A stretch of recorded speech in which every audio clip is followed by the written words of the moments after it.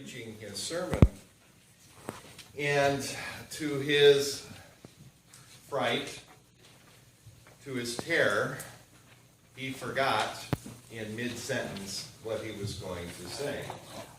Now, this is a condition that I think all of us can now relate to, but it's terrifying when you're in the pulpit and you're supposed to bring forth words of encouragement, and you now have no longer any idea what it is you are about to say.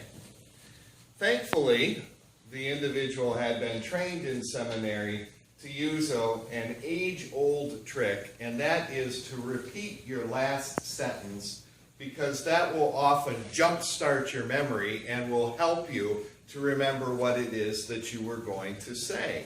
And so he leaned forward and said with great authority, "I am coming." And nothing else came. And he thought, well, I don't have any other tricks up my sleeve. Maybe I better try this again. So even with greater fervor, he gathered his breath and his strength, and he said, "I am coming." And he leaned forward with great thing, and nothing happened again. Finally, he said, I've got to give it the gusto and really try. And so the third time, he took the deepest of breath, leaned back, and lunged forward and said, "I'm coming," and he missed the pulpit and landed in the front pew.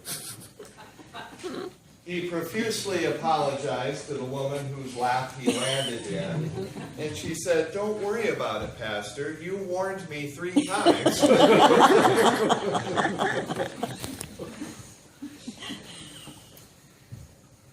Today's sermon is the second week in Advent, and it is the practice of Advent that the second and the third weeks are devoted to the message and the ministry and the life of John the Baptist.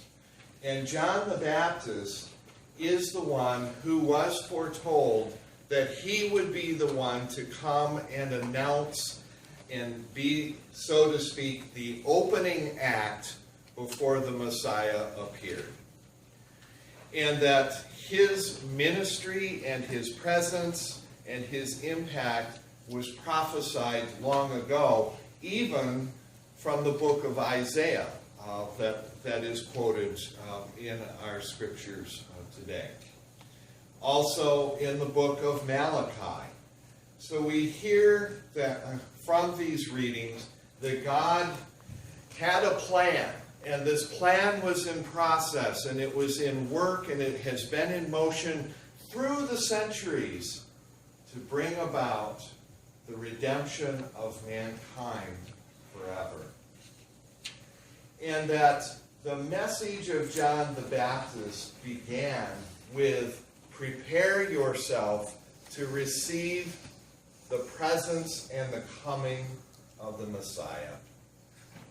And so our meditation and our reflection today should be on how do we prepare ourselves for the coming of the Lord, to receive Christ into our hearts so that we can fully enjoy his presence and be fully engaged in the ministry that he has given each and every one of us to do.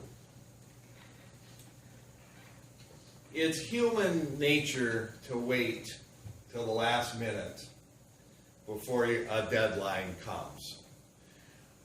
90% of the people will wait until the last moment. If you are one of the 10 that does it early, I applaud you.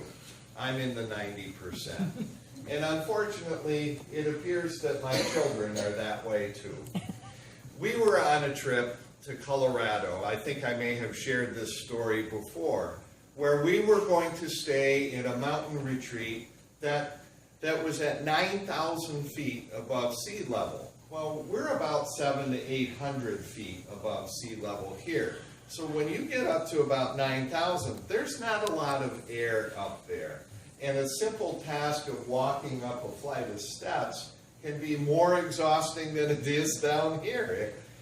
And it is helpful to drink lots of water and to be mindful of that and to understand that if you feel a little lightheaded, it's just your body trying to get acclimated to that.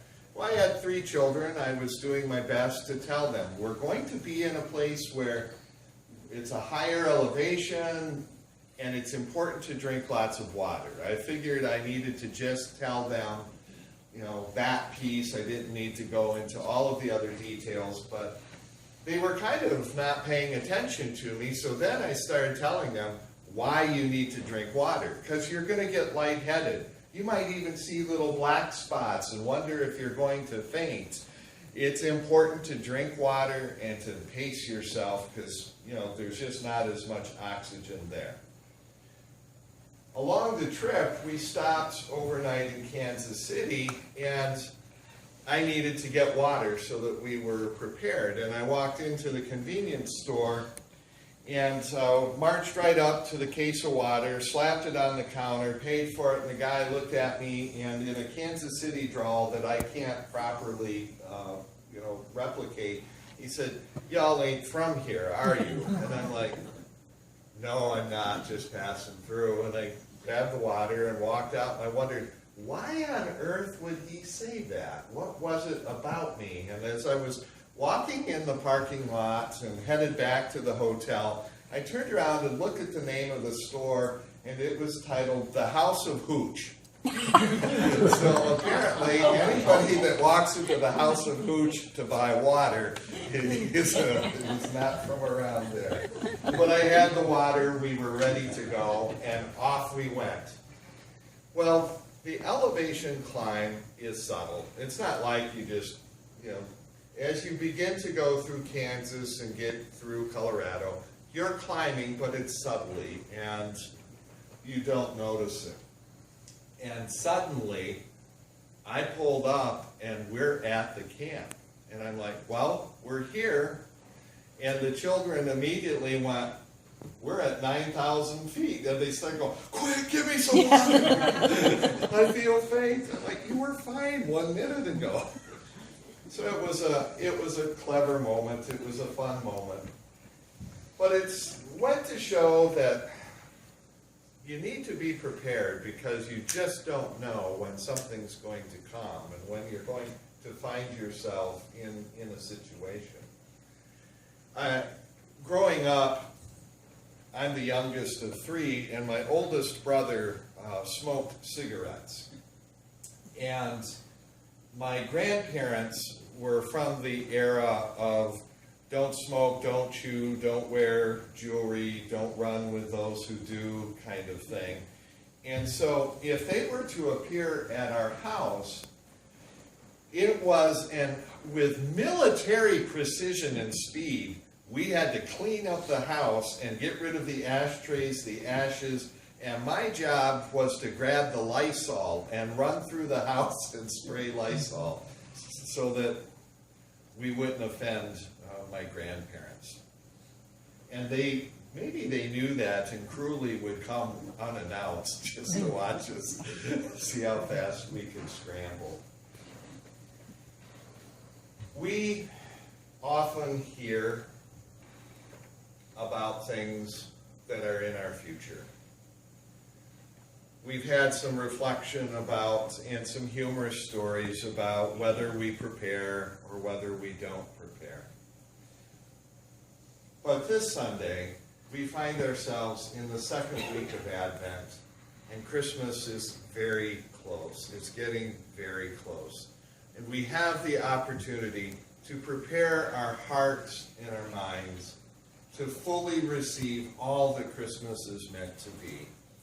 How do we do that? I think I just offer to you a couple thoughts. The first is that you come. We sometimes think God has no interest in us because of all of the shameful, awful things that we've done. Nothing could be further from the truth.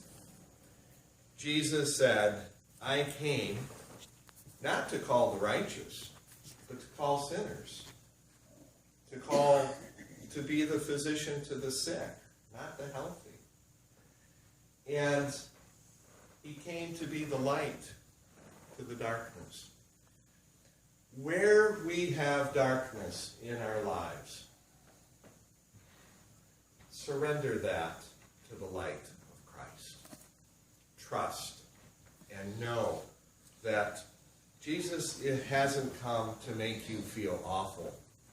Jesus has come to make you whole, to make you healthy, emotionally, so that you, and spiritually, so that you are able to bring forth that same good news of Jesus Christ, that the very good things that you have received, you're able to give freely to other people.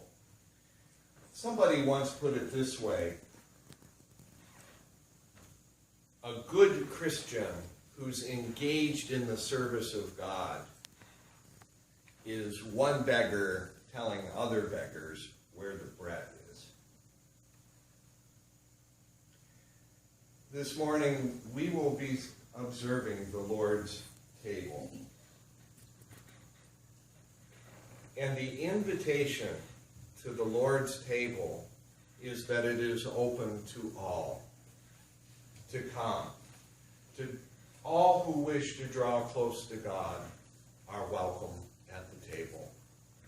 It doesn't matter if you're male or female. It doesn't matter what your nationality is. It doesn't matter what your denomination is. In our eyes, this is God's table, and all are welcome to come. We prepare ourselves for the way of the Lord by coming. And then we prepare ourselves for the way of the Lord by letting the light shine in the uncomfortable places of our life. Socrates once said this: "Be as you seem." In other words, don't put on a front and then be something else. And haven't we seen enough of that in this world, whether it be in ourselves or in someone else? We are to be examples of Christ, and we do that when we show his love, when we show his compassion, when we stand for injustice, when we bring forth all that is good without seeking personal interest or gain. May we find the willingness in our hearts to be prepared to receive the fullness of Christ. Brothers and sisters, hear the words of John the Baptist this morning. Prepare yourself for the way of the Lord and receive him